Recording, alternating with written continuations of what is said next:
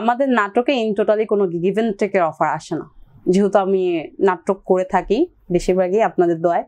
So নাটকে কোনো give and take আসে না, যদিও গিভ এন্ড টেক এসে থাকে আমি যতটুকু জানি, I that not sure, but give and take হচ্ছে সিনেমাতে হতে পারে ভাইয়া। আমি আমার মার খুব আদরের একটা মেয়ে, যাকে বলে এক কথা এক মার এক মেয়ে। সুতরাং আমার ফ্যামিলিটা ইসলাম ধর্মের, এটা যদিও হয়ে থাকে, কিন্তু আমার ওই যে কথা বললাম না আগে যে এক মার এক মেয়ে, এই কারণেই আমাকে অ্যাকসেপ্ট করে নিল আমার ফ্যামিলি, যে এত আদরের মেয়ে যেহেতু চাচ্ছে মিডিয়াতে জড়িত হতে, হোক সমস্যা কি, সে যদি ভালো থেকে কাজ করতে পারে অবশ্যই ভালো। এটা আর কোনো কাজই আপনার খারাপ বা একেবারেই ভালো একেবারেই খারাপ তা কিন্তু না, সব কাজের মধ্যেই সবটা সেক্টরেই ভালো মন্দ মিলিয়ে থাকে। সো আমার মিডিয়াতেও ভালো আছে মন্দ আছে, তো আমি ভালোভাবে কাজ করতে পারতেছি বিধায় আমার ফ্যামিলি অ্যাকসেপ্ট করতেছে। মিডিয়াতে আসার স্টোরিটা কেমন ছিল, যে কি থেকে ইচ্ছা হলো?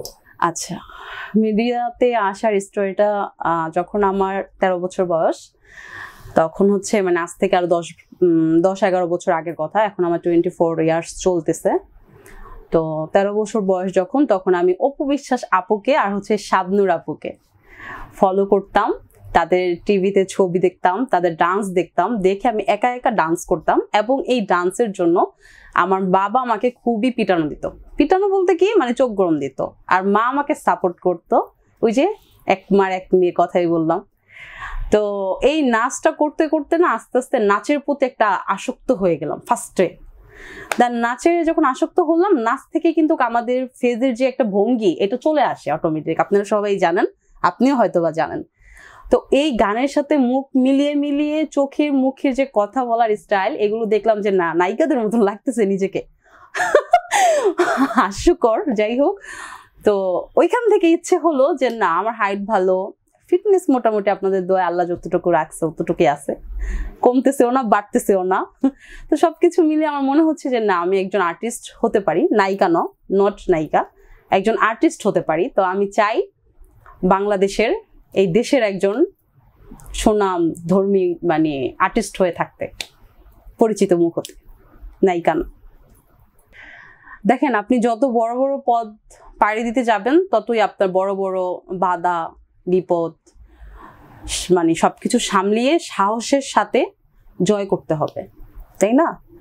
সো আমাদের যে শেখ হাসিনা, যে মাননীয় প্রধানমন্ত্রী, সে তো একজন মহিলা, সে বাংলাদেশকে যদি চালাইতে পারে, তাহলে আমি সাধারণ একটা মিডিয়া, ছোট্ট একটা জায়গা, এখানে কেন আমি ডেভেলপ হতে পারবো না, বা কেন আমি কাজ করতে পারবো না?